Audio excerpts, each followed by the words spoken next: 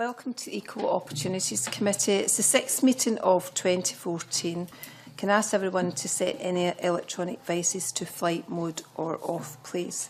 Today's only agenda item is an evidence session on our fathers in parenting inquiry. We'll start the session with some introductions. At the table we have our clerk and research team, official reporters and broadcasting services. Around the room we're also supported by security officers. My name is Margaret McCulloch and I'm the committee's convener, and I now invite members and witnesses to introduce themselves in turn, starting here on my right. Marco Biaggi, MSP for Edinburgh Central and Deputy Convener. Good morning. Alec Johnston, Member for North East Scotland. Good morning, Christian Arad, Member for North East Scotland. That morning, John Finney, MSP Highlands and Islands. Hi, Siobhan McMahon, MSP Central Scotland. John Mason, MSP for Glasgow Shettleston. BRENDA Armstrong, Equality and Diversity, Police Scotland. Hi, good morning, Patrick Burke, Regional Resource Manager for Royal Bank of Scotland Business Banking. Anne Henderson, Assistant Secretary at the STUC. We'll start off the questions with John Mason. Would like to ask you some questions. Okay, thank you, Convener. As you probably gather, we've had a number of evidence sessions, so probably we'll refer back to some of them as we go along. The first area I wanted to touch on was regarding policies and approaches when it comes to allowing time off, especially to fathers around the birth of a child. And obviously, two of you actually are employers or, in a sense, organisations. So maybe you can refer to your own organisation. I mean, from the STUC, I guess you might have a wider picture of what's going on there. Either of you? Yeah, within the bank, and I can also speak as experience as a father as well, having had paternity leave. It's two weeks off that the father will get on the birth of their child. What I would say is, with regards to taking that time, we're very flexible on how they take the time. It doesn't necessarily need to be 2 weeks in a row, 2 weeks each side of each other. It could be a couple of days 1 week, maybe 3 days the next week, etc. So just to make sure that obviously giving the new parent and the new father time to spend with the child and help out, because it's obviously a very stressful time. I don't know if it's a statutory provision that you're meant to book 15 weeks ahead. Is that the police? Royal Bank doesn't. It could be a statutory provision, but I mean, we are very much about giving, obviously while following the correct procedures, but giving autonomy to the direct managers to ensure that obviously the individual has sufficient time to spend with their child, but also we have to understand there's a business need there as well, and the business need to be served. But no, I mean, we would be extremely flexible around any new parent, and particularly in my area of the business just now, I know of at least 4 or 5 this year who are going to be taking that, so that would be the same this year. Hi there. I think again very much for the police. I think for the police obviously that as much notice as possible really. So we will look very much to get as much notice as possible of people's intentions, fathers' intentions. Again, there's statutory maternity leave for police officers and for police staff. The first week of that is paid in full pay, and the second week of that is paid in statutory on the statutory level. Again, it's very much supported within the business. Also as well, the use of kit days, different things as well about trying to support men in the workforce, and obviously men as parents. Obviously, births are not entirely predictable as to the timing sometimes, but at the same time I would understand the police would have to have a rotas fixed. Yes. I don't know how far ahead they're fixed or anything. Now we're trying to get, with the Police Scotland, we're trying to move to 5 weeks, so that people know a couple of months in advance what their shift systems will be. But clearly that can change for things that happen at short notice, and obviously as well just the requirements of the Chief Constable. People may have to come in at short notice or to move somewhere else. But I think the whole basis is about trying to be flexible and trying to be supportive. Very much pushed down again for managers to to take responsibility to try and support their force. I'd be interested now from the STUC point of view if that's typical of employers across the board. I think that would in general be the experience. I think the difficulty probably would be flagged up with us with smaller employers or in the increasingly less structured employment, if you like, more casual work and all the sort of other patterns, the broader patterns that we're seeing in the labour market in general in Scotland, and how that, I don't think we know all the answers to yet that, but it certainly is impacting on maternity leave requests and cases, and we know that. The paternity, it's likely it probably therefore will also be impacting on fathers requesting their statutory entitlements, but I wouldn't say we've yet got statistics on that. But I think that there is a general, as the labour market becomes more fragmented and smaller employers are trying to manage difficult situations and changes in the workforce, and people are taking part-time jobs, casual work, then all the protections around parenting that the employment legislation provides for are harder to comply with, basically, I would say. But I wouldn't say it's been identified as a big problem. We've had, as I'm sure employers are having, some discussion about the implementation and likely consequences of the changes that are currently being discussed at Westminster, which would increase the scope for flexible taking of paternity leave and how that would work in businesses. And also, obviously, our concern would be that at the moment the conversation isn't around that being a paid period or a kind of comparable pay period of leave as we have at the moment with some of the statutory maternity pay top-ups that exist. So there are concerns about how fathers, whilst it's a welcome aspiration to be more flexible at every level, to have more time away from work and with the family, and for that to be more flexible, because as people rightly point out, the first 2 weeks actually might not be the critical time, depending on a family's situation. But there are concerns from a trade union point of view as well about how that would be negotiated, how it would be implemented, how you would comply with as much local negotiation as possible for the needs of every local team, and what it means if it's unpaid leave, basically, for a family. We got the impression that some employers, perhaps, they would understand that the woman had to be off for maternity leave, but didn't seem to understand quite so much that the guy had to be off for paternity leave. Maybe that's something that's changing over time. We also got the impression that even in the public sector, sometimes like schools were making it quite difficult for the father to get time off if he was a teacher. I don't know if that's something you've picked up or that was your impression. I can certainly go back and ask some of the affiliated trade unions, but when we were preparing for this particular session, we've had no evidence coming back from shop steward representation, for instance, about a difference between applications for paternity leave and maternity leave.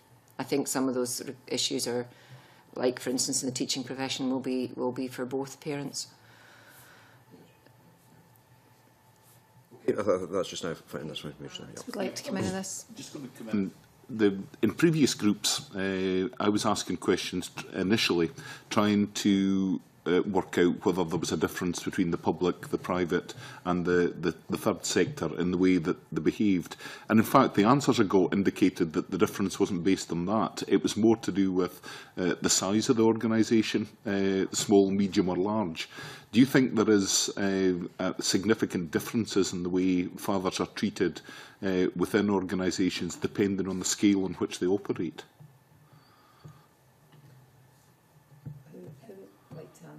Brenda?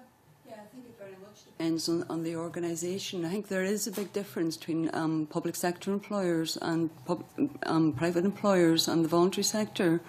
Clearly we've got statutory obligations in relation to equality, to try and support people in the workforce, to try and make sure that basically we eliminate discrimination and that we promote opportunities and foster good relations. So I think there is a big agenda for trying to make the public sector more equality friendly, both externally and internally as well.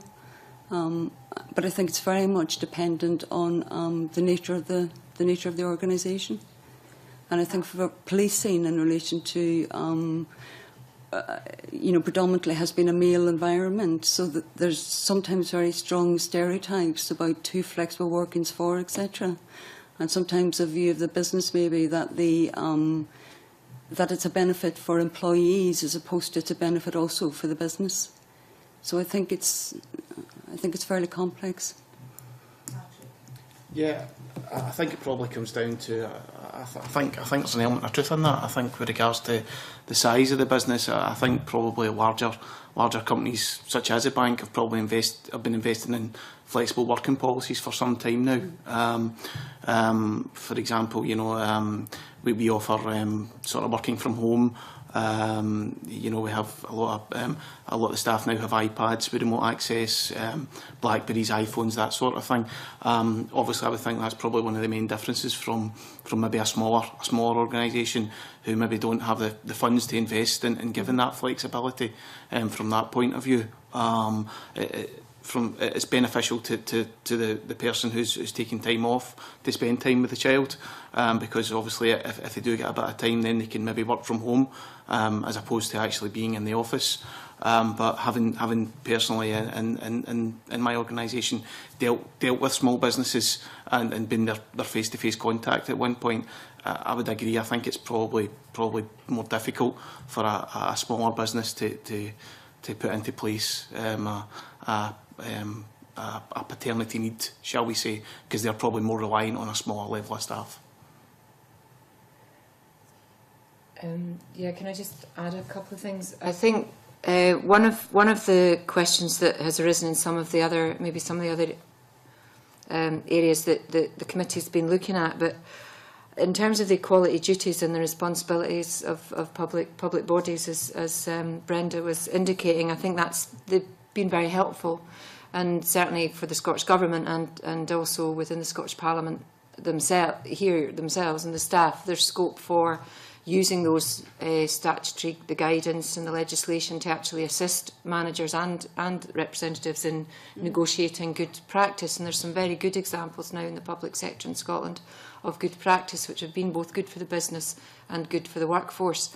I think there is some work to be done, which I know that the Scottish Government has been looking at, how to, if you like, transfer some of that knowledge without necessarily, because there isn't legislation necessarily that can be enforced in the same way in the private sector, but in a constructive way, having further discussions around the transfer of good practice into the private sector. And I certainly, when we were looking at the terms of this inquiry, would hope that there was some way that where there's been negative experience recorded from fathers, that there's some way of feeding back in that there is a wealth of really good practice out there already.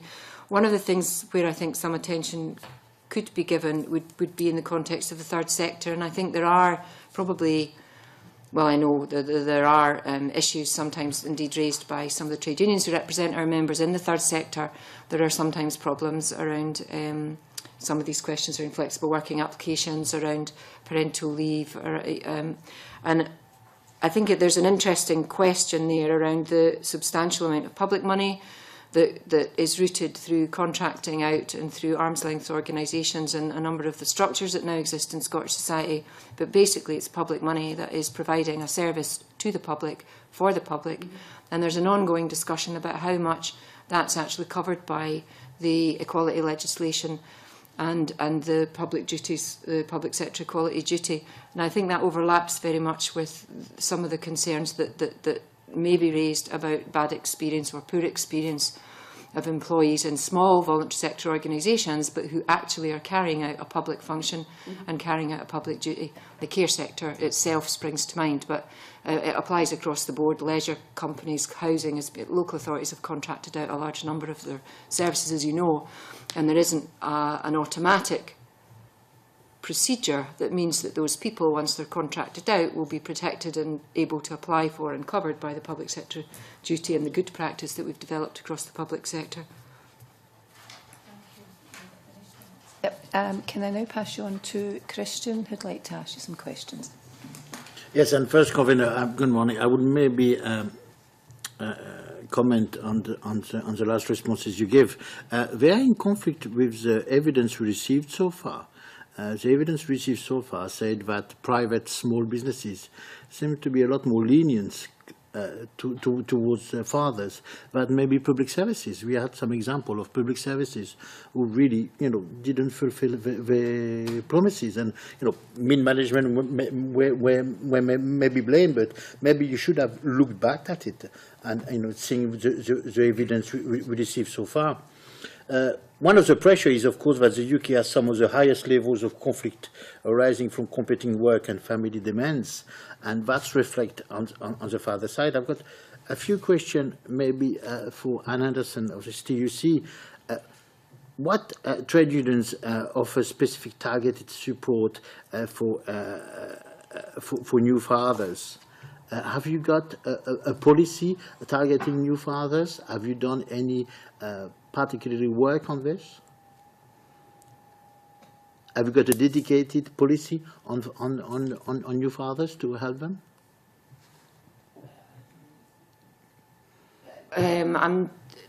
Well, the short answer is nothing has come through our democratic structures that have meant that a policy has been adopted that covered new fathers.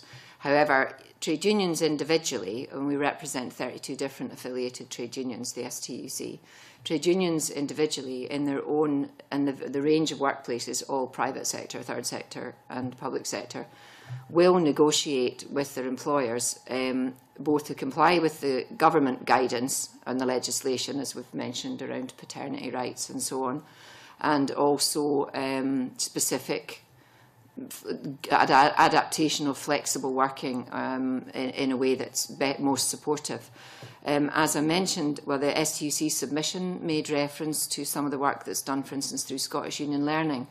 And what I think our experience would be that focusing on new fathers, well, there's an issue about how effectively we all work to support new fathers in employment, in protecting their access to work and in employment rights and in making their experience of work and becoming a new father as supportive as possible. We've talked about paternity leave. I think it's more complex than that, as I'm sure the committee appreciates, and therefore some of the provisions that exist through trade union organisation, for instance, the example that was given in our paper around Scottish Union Learning and support for all parents, but maybe by focusing on a predominantly male workplace, for instance, doing work around literacy and numeracy with the workforce, will have a beneficial and knock-on effect with how the father is then able to deal with the demands of a new child. It's quite often the case that for some workers who've left school without a lot of with no qualifications and gone into work, it's only when they become involved in supporting their child through education they realise that they themselves don't have the skills to do that. And we've found that using the workplace, because it's away from home, it's a place where men and women will talk to each other in a different environment, can be supportive for some of the needs that develop as a child grows up. I just wanted to know if you were more reactive to the legislation and what's happening in place of work, or were you proactive to see how fathers will have a place at looking after their children at home?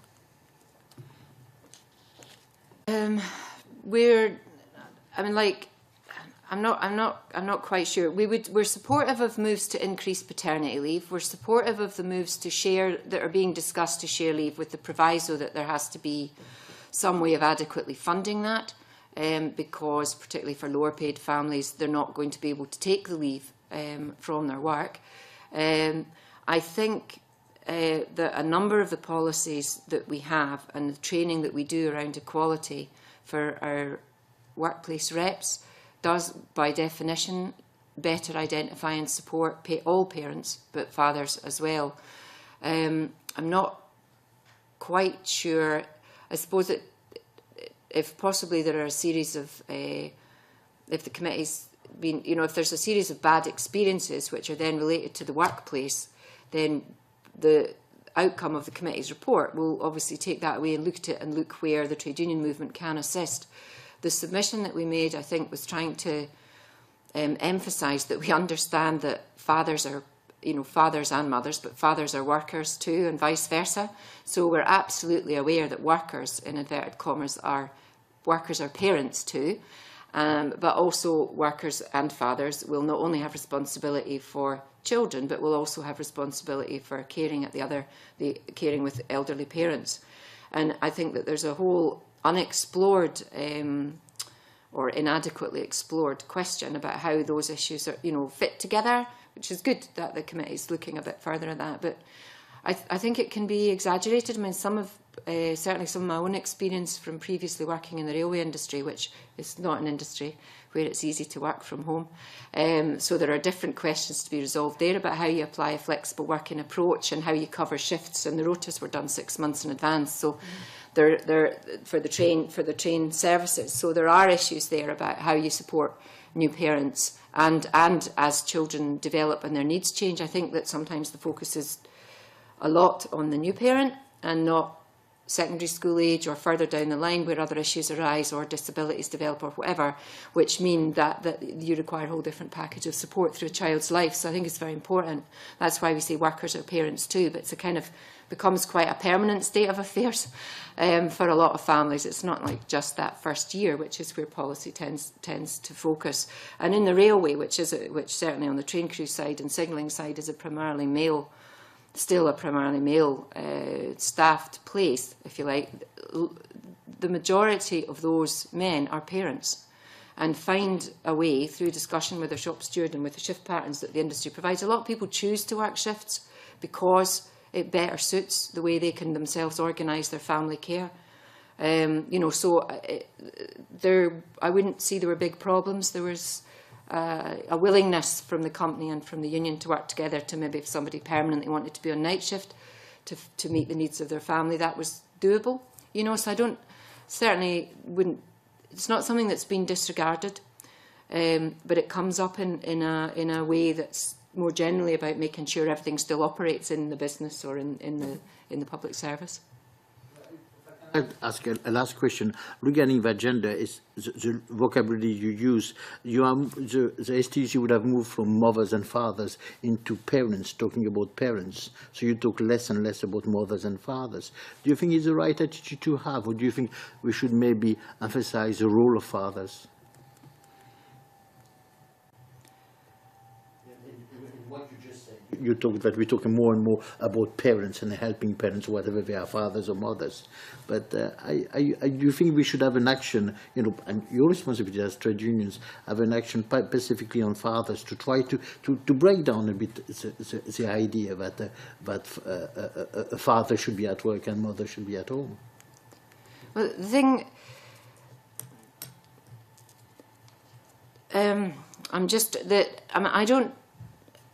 we're dealing with parents who are in work.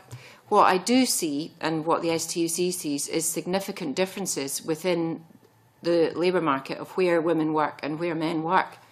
And I think that's probably also bound up. I mean, I was looking here before I came at the census figures for lone parents.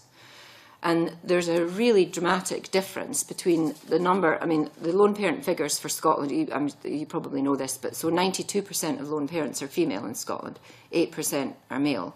But when you break that down with who's in work, 18% of the male lone parents are in part-time work, only 18%.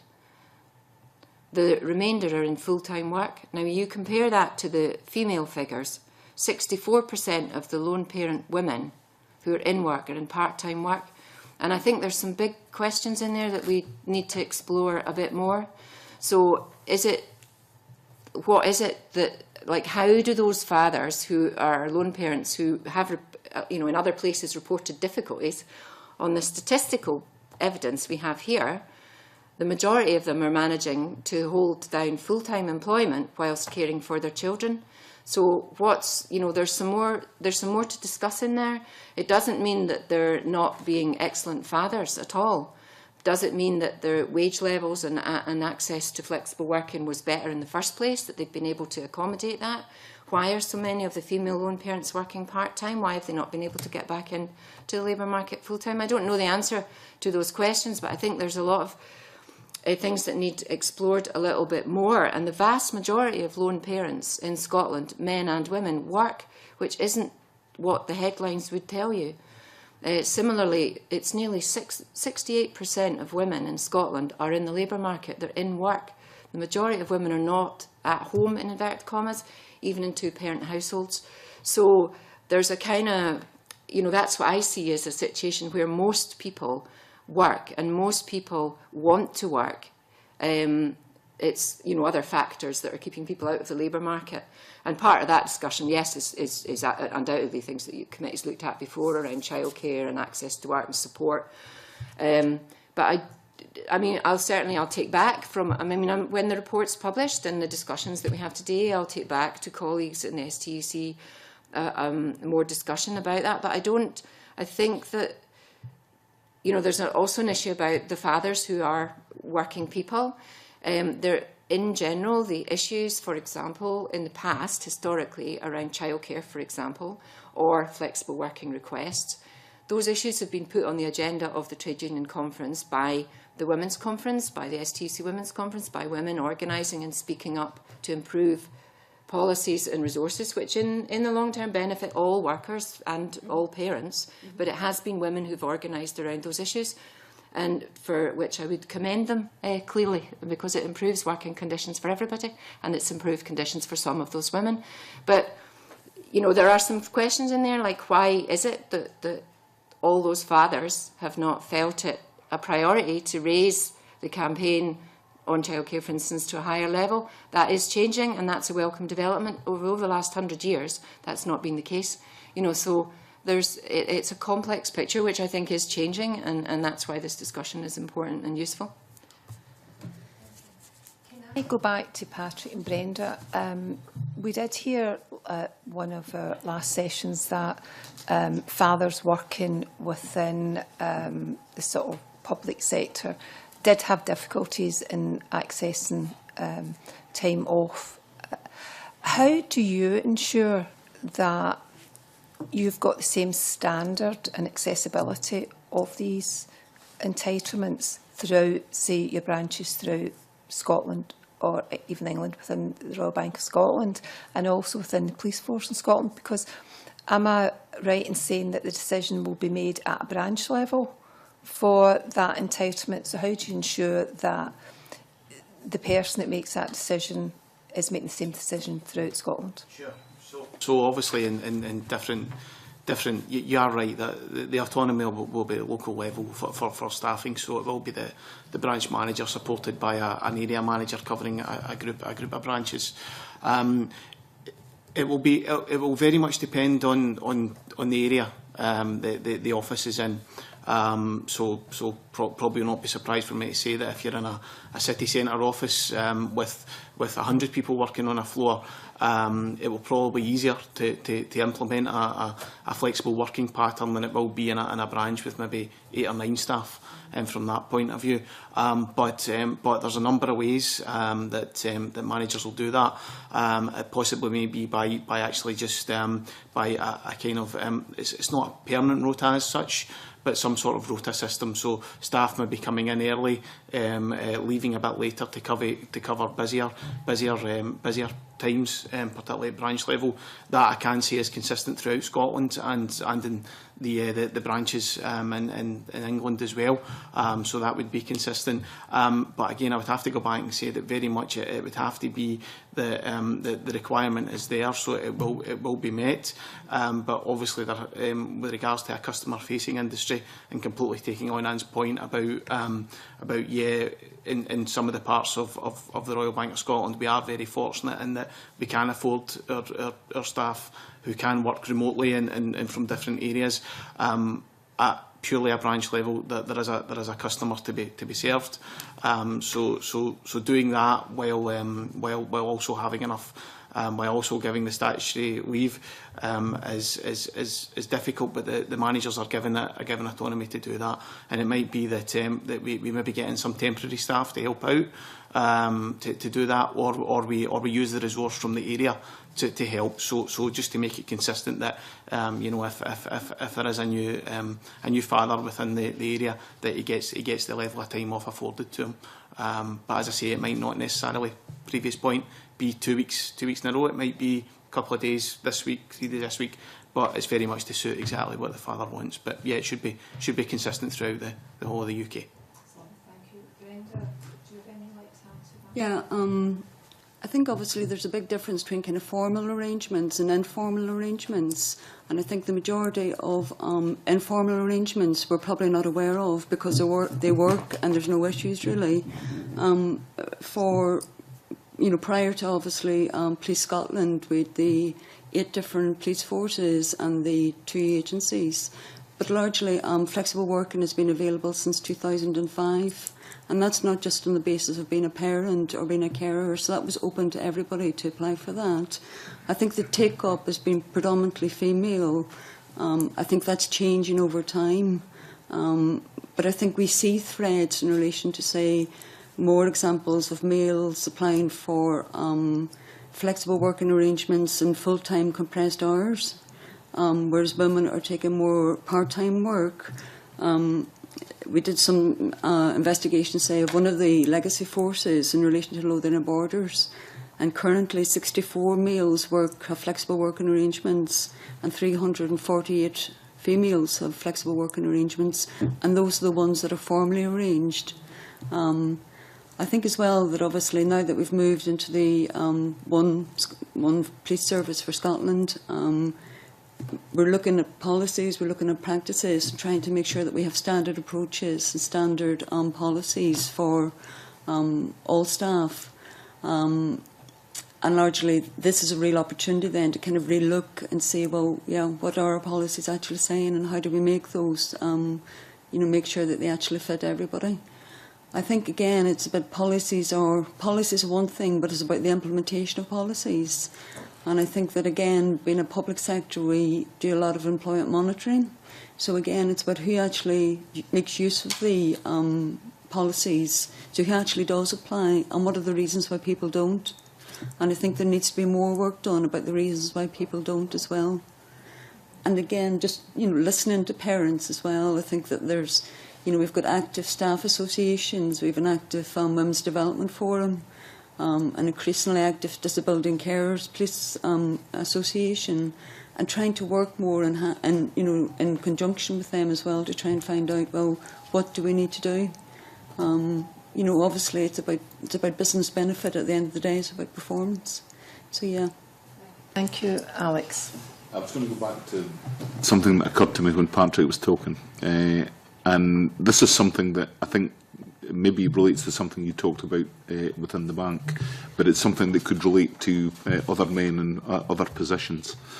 Do men who are working in relatively small groups, particularly if they have a management responsibility themselves, feel under pressure to minimise the time that they take off for their families? And the source of that pressure could be many places, but isn't often the source of that pressure themselves? Yes, I would say that's a fair point. I think possibly I think within the bank, the banks are an industry whereby particularly now there's a lot of people have joined it from leaving school. So we have a lot of time served workers, particularly in our industry, that have probably been there for sort of 30 to 35 years. Seen all the changes within the organisation. So they are maybe they maybe have a slightly different outlook. Maybe having made it to a managerial position over the years, that you know, if they are then taking time off for the birth of a newborn child or when their members of staff are, then possibly they may feel under their own pressure to come back, or to maybe take the 2 weeks as an entirety and then come back. Certainly no one would give them that pressure to do that. No one would push them to come back. From that point of view, from I can really only speak in my own experience on that, to be honest with you, having been in a management position and done that. I was very much flexible round the needs of my wife and my child at that time, but also very conscious that you know, that when I was going back, there would have been someone or 2 or 3 people covering for me, and had an element of extra work for them to take on. And obviously working as sort of part of a team ethos, then yeah, there would be a point that you wanted to get back to work and actually get back to dealing with whatever you were dealing with, whether it be customers, internal customers, external customers on a basis. But I think it's a fair point you make. But what I would say is that there would be no pressure on the organisation to tell the individual to come back before they're actually ready to come back. Can I ask you another question? Do you have any posters advertising the fact that single fathers or fathers-to-be can actually have these flexible working hours, or can actually approach someone in HR to discuss flexible working at all? You don't have anything like that at all? I think that would be largely responsibilities of line managers to discuss that with, you know, with fathers, prospective parents, about what the options were really in relation to taking time off. But it wouldn't be as visible really as a poster. Have anything like that? We don't, but we have a dedicated wellbeing website that is specifically for staff. Which won't focus specifically on new fathers, but what it will do is it will give you advice on actually how to cope with your workload, how to cope with life in general, and also for any requirements you may have, such as term time working, fully compressed working hours, flexible working hours. We don't have posters on that. Certainly in a local level we may have in sort of the head offices such as Goulburn and the offices in London as well. But certainly the website's very visible on our main homepage, and all staff will be emailed out relevant articles on that as well. We also have our own internal publications that get emailed to staff, and they very much focus on they could focus on a story about a new father or something like that. So whilst no posters, we do have relevant material that staff can refer to. The reason I'm asking that question was that someone actually brought up again at a recent meeting we had with the fathers, that when they went to the doctors or the hospitals or whatever, the photograph, the posters always showed mother and child and didn't really reflect the father. So it was sending out messages that it was very mother orientated as opposed to father. So I'm desperate to have a look at your website to see if yours does the same.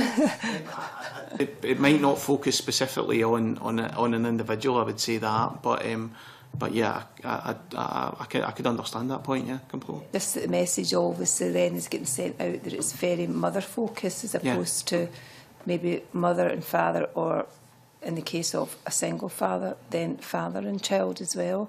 Yeah. So it'd be worthwhile looking at that. Thank you very much. Yes? New flexible working policy and standard operating procedure, and that was very much launched by the Deputy Chief Constable. So that was launched on the Police Scotland website with a briefing from him about his expectation that this would be, you know, used successfully throughout Police Scotland. So that again, I think, gives a focus about the commitment of the organisation as well. Thank you very much. Can I just come on that? Yeah, Marco. I'd be interested to hear what Anne Henderson thinks on this, because clearly this has implications for women as well, in that it reinforces traditional gender role perceptions, and you maybe have a broader perspective across all employers as to whether this is an issue. I think that's why partly why I was using some of the language around working parents. I think that one of the things that was very clear from the Women's Employment Summit, which the STUC held jointly with the government in 2012, was that whilst it absolutely focused on the real experience of women in the workplace, which that sort of double-edged, that experience where there is a presumption that women will primarily take responsibility for childcare, and also women. There were all sorts of examples where women have chosen, or not chosen, but have felt they've had to stay in part-time work to facilitate some of the family needs and so on. But simultaneously in the workshops, it was very clear that people were also saying we want our partners, our husbands, to also take more responsibility, but to be perceived in the workforce as having that responsibility as well. So some of the language that we have been using more is around working parents, and I think that, like the Parenting Across Scotland, some of the work that's being developed with working families, that phrase like happy to talk flexible working, we would see as a welcome thing across employers, but also we do it with all our reps. We would expect all our the STC doesn't, as I said, explain, we don't have direct reps, but we would expect workplace representatives in every sector to negotiate and work on flexible working, bargaining for equality. There's training courses around collective bargaining and what equality content that should have. And we would expect men and women as reps to equally develop those and to apply them equally across the workforce. Certainly that isn't always the experience. I mean, that's why these issues continue to dominate the Women's Conference, the issues that women raise. But I would say at the STUC that over the recent period, for instance, on the childcare discussion, we're delighted that it's moved more into, if you like, a discussion about economic growth and economic investment and investment in children's well-being, away, if you like, from being seen as primarily an issue for women to address. But it's a big shift that's required, obviously, yeah, yes, it continues to be an issue. It's not an accident that it's primarily the women's spaces in our movement that still bring up these discussions the most. John Finney would like to ask a question. Some of the areas I was going to cover have been picked up, and in the first instance I've got questions for Mr Burke and Ms Armstrong, please. How would each of the people working for your organisation be aware of their entitlement? How would someone working for your organisation be aware of their entitlement? Because the information is communicated, the information is available on intranets. People are, again, a lot of work is going on at the moment with Police Scotland in relation to making sure that people are very clear what the changes from legacy forces have been to Police Scotland. So there's communication goes out on a regular basis. Of new policies, new SOPs, that goes out to HR, goes out to line managers. The responsibility is of cascading that down through the business. A line manager to explain to an operational officer. Yeah. So it's is that done proactively? Yes. Right. Yeah. Mr Burke? Yeah, very similar. We have a dedicated HR website, which is accessible to all staff within the organisation. Also, each area would have an HR or a resourcing representative who would work with the line manager, and there would also be an onus on the line manager to be fully aware of any paternity or maternity regulations that come in via the website and via any line manager guides they have as well. So probably very similar to police. Can I ask most decisions will be taken by the frontline managers, the immediate managers. Do they get additional training at all? Training offered, yes. So line managers would be given their own training to be line managers, so they would get that about managing staff. Then there would be different types. Conditions changed? Are they updated? No, at the moment people are still working with their legacy terms and conditions, but they will be updated whenever we all job evaluation and yeah. These regulations and employment law are standard regardless of whether they've moved to single service. I was just wondering if there's changes to either of these, would the first line managers be made aware of that? Yes, people would be made aware if there's going to be change. Yeah. Okay. Yeah.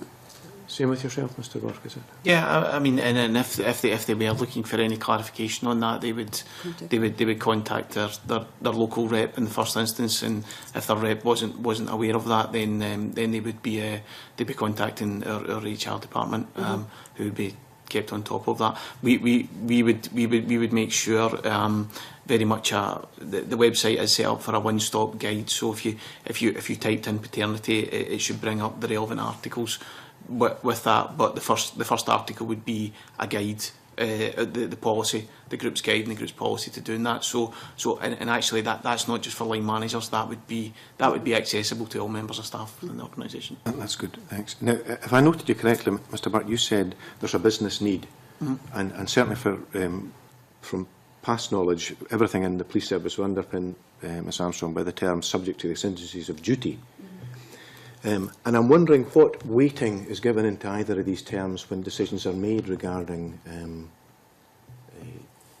the terms and conditions of officers and members of staff. What weighting is given to that? I know, Mr. Burke, you said it'd be perhaps things are more easily accommodated in a larger branch, and the same presumably is the case in larger areas, Ms Armstrong, but that does tend to suggest that there's not uniformity of terms and conditions then. I wouldn't say there's not uniformity. I think there is. I think ultimately, in this type of industry, we are there to serve customers first and foremost.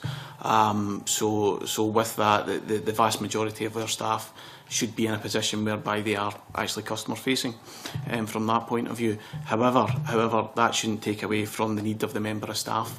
So it's actually about the line manager in whatever area they're in, actually sitting down as soon as they've been made aware of it. Now, usually, obviously, they've been made aware of it months and months and months in advance. So there should be sufficient time there to plan. At least 6 to 7 months, at least 6 or 7 months to plan for that time when they may be a member of staff, not short, but there'll be a member of staff not within the organisation for those 2 weeks. So it wouldn't be a case they wouldn't get the time off. It would just be a case of making sure that whether it be a branch or an office is actually staffed to its relevant ability and relevant need to do that. And if it wasn't, then it would be the line manager, the local area, the local region. They would then have a responsibility to ensure that resource is either brought in to help that or pulled from other areas. Yeah, I think obviously there's no one solution that will fit every situation across Scotland, and I think obviously it's about managers and staff looking at what the potential solutions are for individual cases, really. I think sometimes whenever there is smaller groups of staff working together, sometimes the solutions actually are more innovative than they are, because staff really have to work hard and managers have to work hard to find a different solution. And I think it's about the whole issue about family-friendly workforce and looking beyond just parents. It's also about grandparents. It's about the whole. It's family friendly throughout. Monitoring, is the monitoring will presumably show up good practice. Will it show up problems as well? Yes, that will show up. There's national monitoring. So we, the first report's obviously going to happen this year. So that will be on a national basis, but also we're going to divide that as well into divisions, so we actually see, well, what divisions in relation to who takes up what in relation to flexible working. But have the difficulties been in previously? Sorry? What have the difficulties been previously? With the application of the work arrangements for people in these circumstances? I mean, it can't all have been a good experience. There must be occasional problems. Yeah, but without a doubt, I think it's we aspire to be, and I think we continue to try and work and try and have a workforce that actually feel valued. I think again, it's about an opportunity to work with values and ethics within Police Scotland and trying to create a workforce then that basically the more support at your workforce, then obviously the better the performance. But it's not, I just can't sit here and say, yes, everything has been perfect. But, yeah, we work to the best that we can to try and make sure really that for the vast majority of people that we try and support them in their home life. In each of the divisions and at the senior command level, how many of these individuals are working on a flexible basis? I honestly don't know. I would need to check that out. Officer ranks then?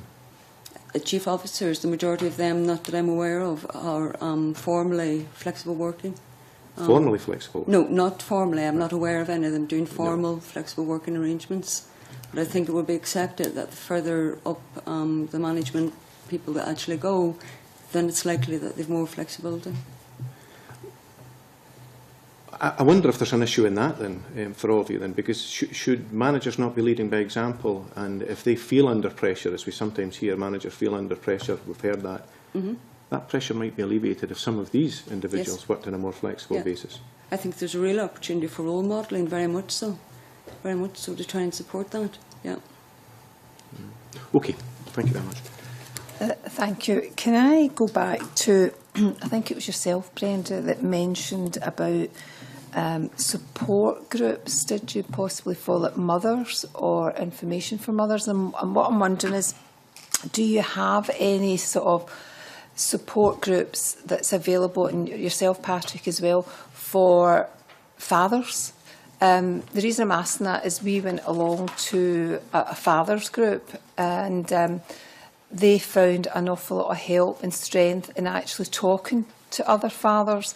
And I'm wondering if both your organisations have any facilities available where fathers, be they single or within a relationship, can actually speak to other colleagues to talk about their experiences and sort of ask questions. We don't in Police Scotland have a group for fathers.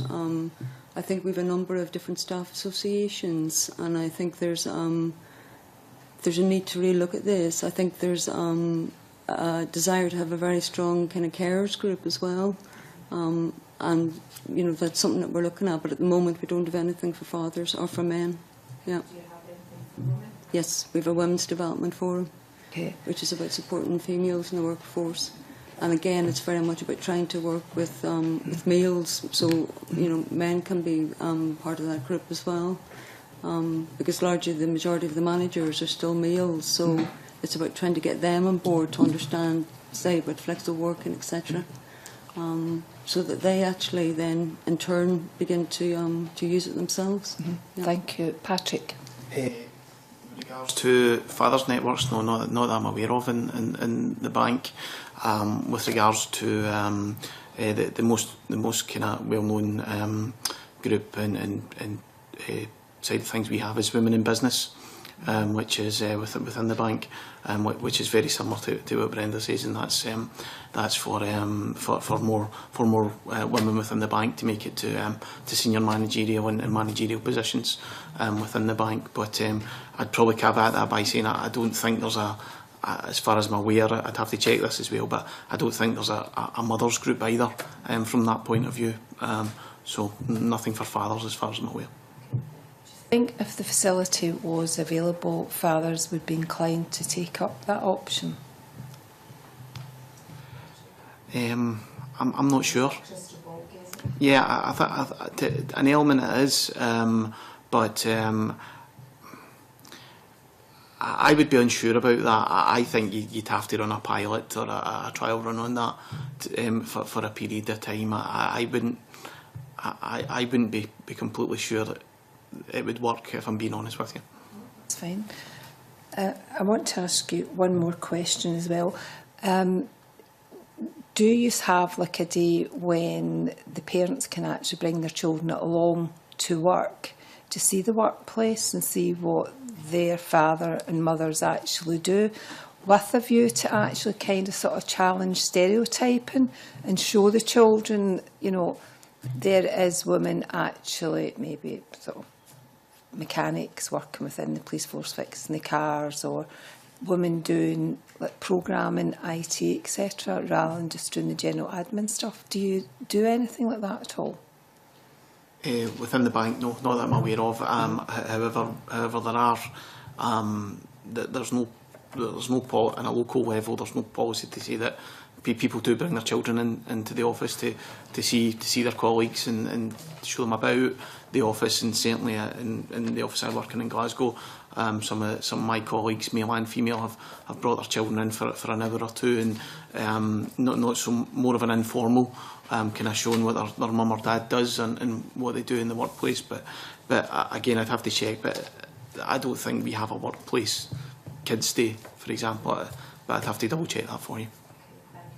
And that would be very much the same with Scotland, so there wouldn't be anything formal. There may be pockets of this kind of practice, but not throughout the Police Scotland. When you, or do you go into schools and colleges to advertise the job vacancies you actually have, do you try to attract females into more traditional roles and vice versa as well? Patrick?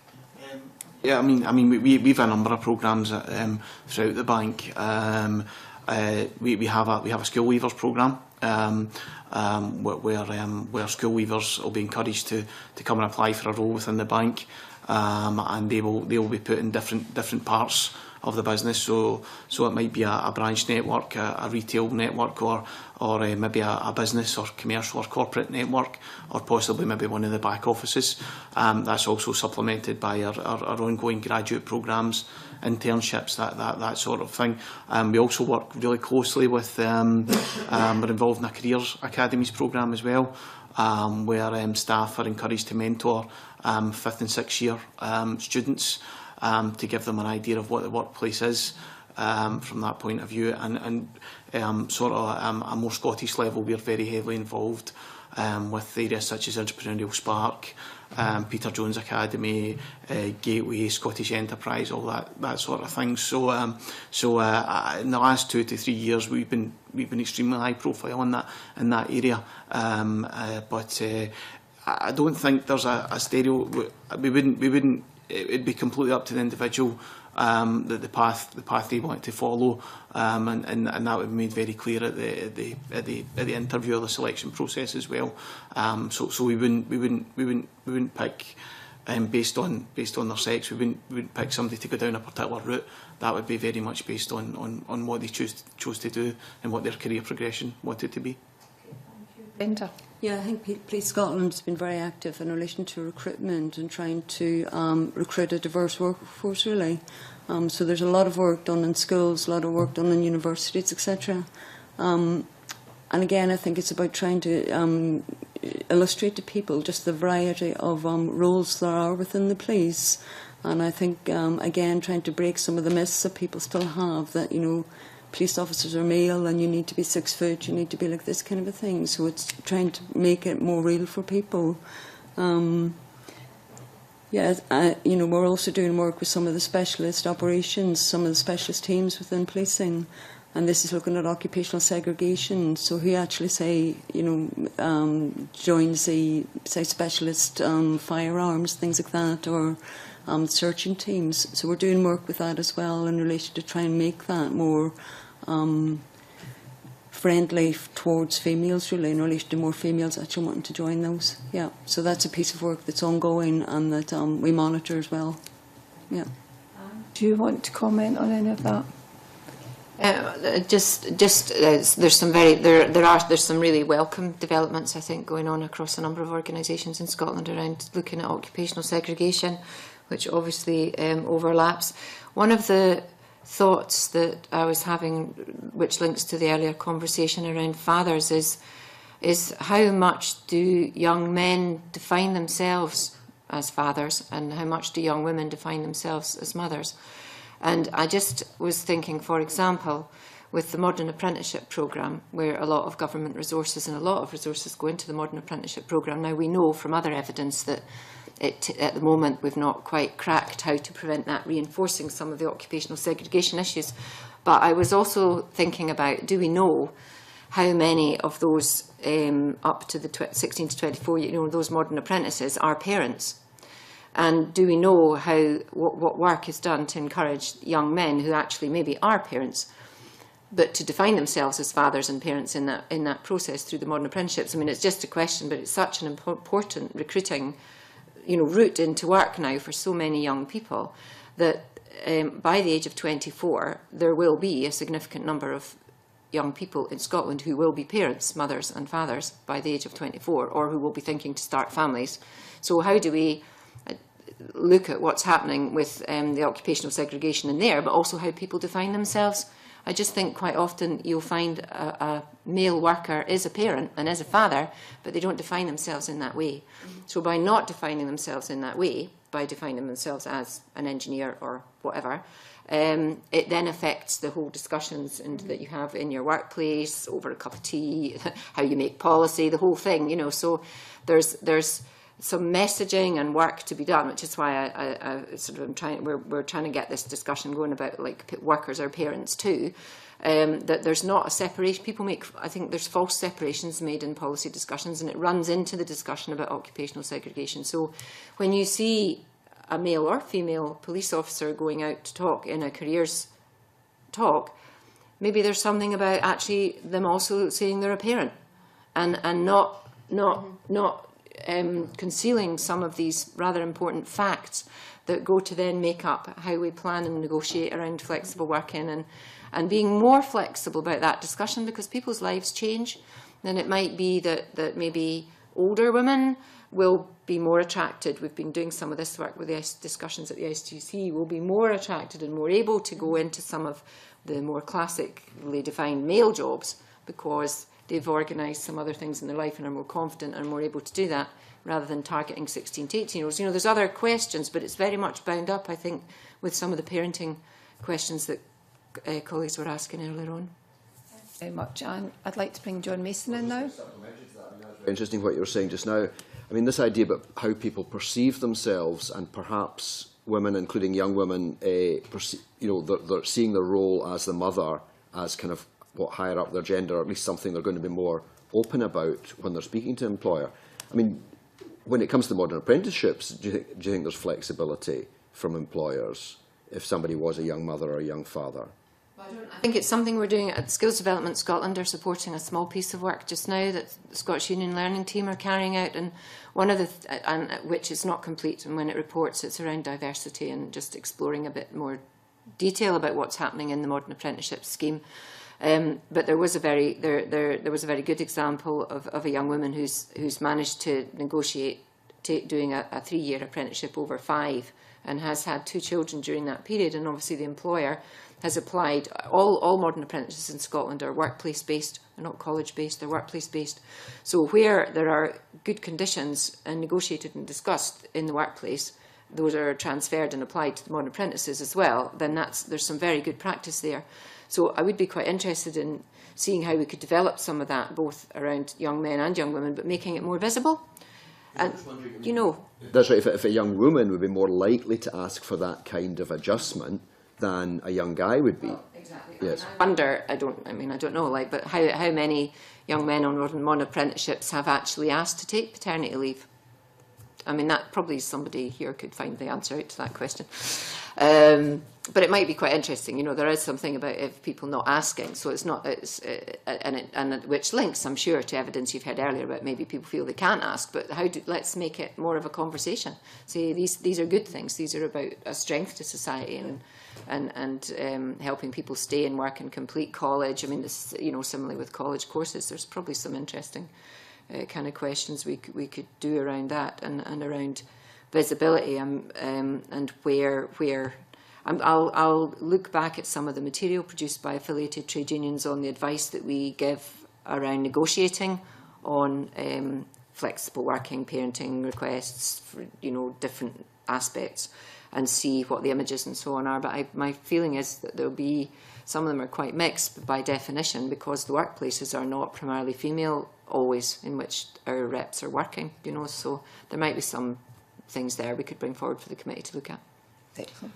Thank you very much. Do any other committee members have any questions they would like to ask? No? Do the witnesses like to make any final comment? No? Yeah, Anne. Sorry, it's a question really, but again, I noticed the inquiry is referring to shared parenting and relating presumably also to situations where there's shared residence orders and so on. And I'm just quite struck that a lot of the data that's collected in society, for instance through the census, doesn't make provision for categories that allow you to pick up where there is shared residence. So if you look at household data, for example, you can identify single-parent households, you can identify lone-parent households, but a lone parent clearly is not the same as a shared parenting arrangement. And I think that longer term, given the continuing trend away from straightforward, away from two parents, two children, hard-working household model, which is used in language but actually isn't the reality, that we maybe need to look at how we collect some of the data, because it doesn't reflect that shared parenting. You can't find it, and I think even in our organisations, we won't know necessarily. You might know how we know there are 11% lone parent households in Scotland, but we don't know how many households.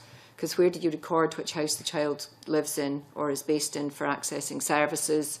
As again at work, at work, do you declare yourself as a parent with sole child? But how do you declare that at work with your employer if you've got a shared residence, but it shows it's actually the child's resident at another household? Anyway, I just think there's a gap in some of the information we're collecting, which the trends would suggest over the next 10, 20 years it would be useful to start addressing. Thank you very much for the opportunity to participate. Thank you all very much for coming along and giving us evidence. That brings us to the end of today's meeting, and we'll conclude oral evidence in our inquiry into fathers and parenting at our next meeting on Thursday, the 27th of March, which will include evidence from the Minister for Children and Young People. And that closes today's session. Thank you. Thank you.